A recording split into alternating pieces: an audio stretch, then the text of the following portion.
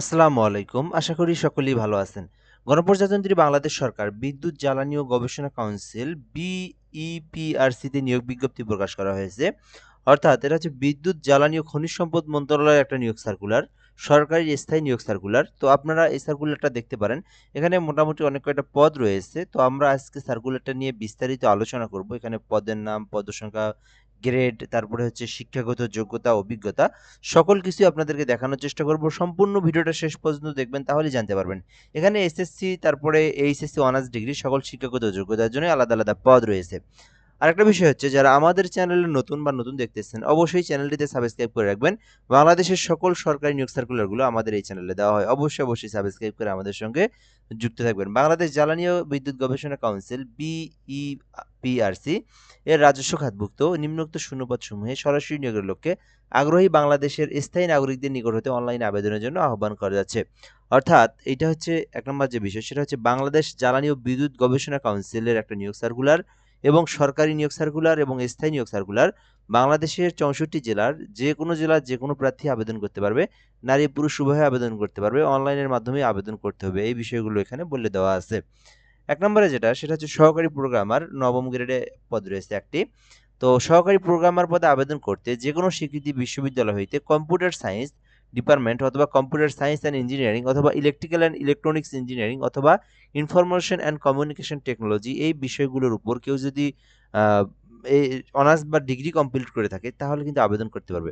এখানে যে ডিপার্টমেন্টগুলোর নাম বললাম আমি, এগুলো নিয়ে যদি কেউ অনার্স কমপ্লিট করে থাকে অথবা ডিগ্রি কমপ্লিট করে থাকে তাহলে কিন্তু সে আবেদন করতে পারবে। আর শিক্ষা জীবনে কোনো স্তরে তৃতীয় বিভাগ থাকা যাবে না। অর্থাৎ আপনার শিক্ষা জীবন বলতে যেমন এসএসসি, এইচএসসি, অনার্স, মাস্টার্স এগুলোতে অনার্স পর্যন্ত, তো এই তিনটার মধ্যে কোনোটাতেই 2 পয়েন্টের নিচে আপনার রেজাল্ট থাকা যাবে না, তাহলে কিন্তু আপনি আবেদন করতে পারবেন না।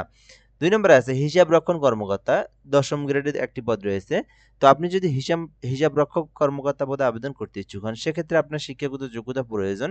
কোনো স্বীকৃত বিশ্ববিদ্যালয় থেকে অর্থনীতি অথবা ফাইন্যান্স অ্যান্ড ব্যাংকিং অথবা হিসাব বিজ্ঞান অথবা ব্যবসা প্রশাসন অথবা ব্যবস্থাপনা এই বিষয়গুলো নিয়ে যদি আপনি অনার্স মাস্টার্স করে থাকেন তাহলে আপনি আবেদন করতে পারবেন।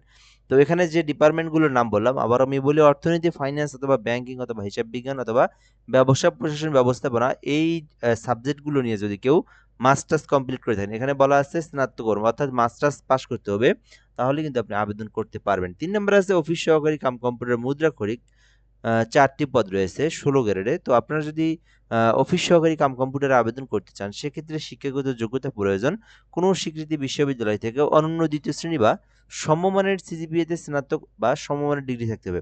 অর্থাৎ আপনি যদি যেকোনো স্বীকৃত বিশ্ববিদ্যালয় থেকে অনার্স কমপ্লিট করে থাকেন অথবা ডিগ্রি কমপ্লিট করে থাকেন তাহলে কিন্তু আপনি অফিস সহকারী কাম কম্পিউটার মুদ্রাক্ষরিক এই যে ৪টি পদ রয়েছে ১৬ গ্রেডে, এটাতে আবেদন করতে পারবেন। এরপরে আছে অফিস সহায়ক, আপনারা এই পদের নাম তো সকলেই শুনে আছেন। অফিস সহায়ক ২০তম গ্রেডের মধ্যে এটা তো ৪টি পদ রয়েছে।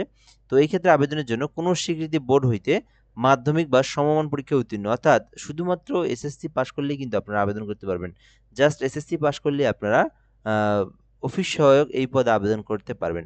তো এখানে আপনি আপনার শিক্ষাগত যোগ্যতা অনুযায়ী যে পদে ইচ্ছা সেই পদে কিন্তু আপনি অ্যাপ্লিকেশন করতে পারেন। আর এটা হচ্ছে আহ বিদ্যুৎ, জ্বালানি ও খনিজ সম্পদ মন্ত্রণালয়ের একটা নিয়োগ সার্কুলার, সংক্ষিপ্ত রূপ হচ্ছে বিপিআরসি। এখন আমরা দেখব এখান থেকে আবেদনের জন্য কিছু বিষয় বলে দেওয়া আছে এখানে। ১ নম্বর হচ্ছে ১৮ হতে ৩২ বছরের মধ্যে আপনাদেরকে আবেদনটা করতে হবে, অর্থাৎ ৩২ বছর পর্যন্ত আবেদনের জন্য সময়সীমা রয়েছে। এরপর এখানে কিছু বিষয় বলে দেওয়া আছে। মৌখিক পরীক্ষার সময় কোন কোন ডকুমেন্টগুলো নিয়ে মৌখিক পরীক্ষা দিতে যেতে হবে, এগুলো অনেক পরের বিষয়। আবেদন করবেন, লিখিত পরীক্ষায় উত্তীর্ণ হবেন, তারপরে মৌখিক পরীক্ষার বিষয়, এগুলো পরে দেখে নিলেও হবে। সো এখন আমাদের মূল যে বিষয়টা, আপনি যদি এই সার্কুলারে আবেদন করতে চান, কিভাবে আপনি আবেদন করবেন? আবেদনের জন্য আপনারা যারা নিজেরাই আবেদন করতে পারেন, নিজেদের ল্যাপটপ, কম্পিউটার অথবা পিসি রয়েছে, গুগল অথবা ক্রোম ব্রাউজারে সার্চ করবেন biprcteletalk.com.bd, biprcteletalk.com.bd, এইটা লিখে সার্চ করলে আপনারা অ্যাপ্লিকেশন ফর্ম পেয়ে যাবেন। ওখান থেকে আপনারা আপনার পার্সোনাল ইনফরমেশন, এডুকেশনাল কোয়ালিফিকেশন এবং একটা ছবি ৩০০ বাই ৩০০ পিক্সেলের এবং একটা ৩০০ বাই ৮০ পিক্সেলের ছবি ফটোশপের মাধ্যমে ক্রপ করে কেটে নিয়ে আপনাকে কিন্তু অ্যাপ্লিকেশনটা করতে হবে। আচ্ছা, অ্যাপ্লিকেশনটা করার জন্য ফেব্রুয়ারি মাসের পর্যন্ত সময় রয়েছে, অর্থাৎ ২৮/২/২০২৬ তারিখ পর্যন্ত সময় রয়েছে, অর্থাৎ এই মাস ২৮শে মাস, এটা ফেব্রুয়ারি মাসের শেষ দিন পর্যন্ত আবেদন করতে পারবেন। এখন একটা বিষয় বলে নেই, যারা আমাদের মাধ্যমে আবেদন করে নিতে চান সেটাও আপনি পারবেন। সেই জন্য আমরা আমাদের নাম্বারটা এখানে দিয়ে রাখতেছি। তো আমাদের নাম্বারটা আপনাদেরকে এখান থেকে দেই। আপনারা কিন্তু চাইলে আমার মাধ্যমে আবেদন করে নিতে পারবেন। সেক্ষেত্রে এই হোয়াটসঅ্যাপ নাম্বার এসএমএস করতে হবে 017758 30312। বাংলাদেশের যেকোনো সরকারি চাকরির আবেদন ঘরে বসে একদম নির্ভুলভাবে করতে হোয়াটসঅ্যাপ নাম্বার এসএমএস করতে পারেন। তো আপনি এসএমএস করে কোন সার্কুলার আবেদন করবেন ওটা বললেই কিন্তু আমি আপনার তথ্যগুলো নিয়ে আবেদনগুলো করে দেব। সো চাইলে যোগাযোগ করতে পারেন। এরপর আমরা এখান থেকে দেখব এই সার্কুলার আবেদন করতে আ কত টাকা ফি জমা দিতে হবে এবং কোন পদের জন্য কত টাকা ফি জমা দিতে হয়। তো আপনারা জানেন প্রতিটা সার্কুলারের গ্রেড অনুযায়ী ফি জমা দিতে হয়। তো ১ নাম্বার হইতে ২ নাম্বারের মধ্যে যদি কেউ আবেদন করে নিতে চান, আবেদন করতে চান বা নিজেই পেমেন্ট করে থাকেন, ১ হইতে ২ নাম্বার ক্রমিক পদ যেটা নবম এবং দশম গ্রেডের যেটা সরকারি ফি যেটা, সেটা হচ্ছে মোট ৳২২৩ তো এখানে ৳২৩০ খরচ হবে। আপনারা ৳২৩০ টেলিটক সিমে রিচার্জ করবেন। আর আপনারা যদি আ অফিস সহকারী কাম কম্পিউটার মুদ্রা খড়িক যেটা দেখলেন, তো ওইটাতে আবেদন করতে চাইলে ১০০ এই যে ১১২ টাকা অর্থাৎ এখানে ১৬ গ্রেডে যেটা আবেদন করবেন ১৬ গ্রেডের আবেদনের সরকারি ফি হচ্ছে ১১২ টাকায় আপনারা ১২০ টাকা রিচার্জ দিয়ে ফিটা জমা দিতে পারবেন। এরপরে ৪ নাম্বার অফিস সহায়ক যেটা দেখলেন এটাতে আবেদনের জন্য ২ টা এসএমএস এ প্রায় ৳৬৫ মতো খরচ পড়বে, ৳৬৩ মতো খরচ পড়বে। আপনারা ৳৬৫ রিচার্জ করে আপনারা এটার ফি জমা দিতে পারবেন।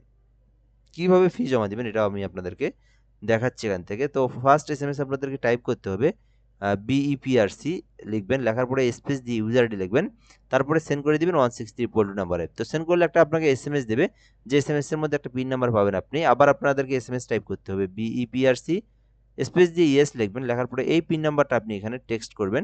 এরপরে আবার আপনারা 163 নাম্বারে সেন্ড করে দিবেন। তাহলে আপনার আবেদনের পেমেন্টটা সাকসেসফুলি হয়ে যাবে। আপনাকে এরকম একটা এসএমএস দিবে। আপনার পেমেন্টের টাকাটাও কেটে নিবে।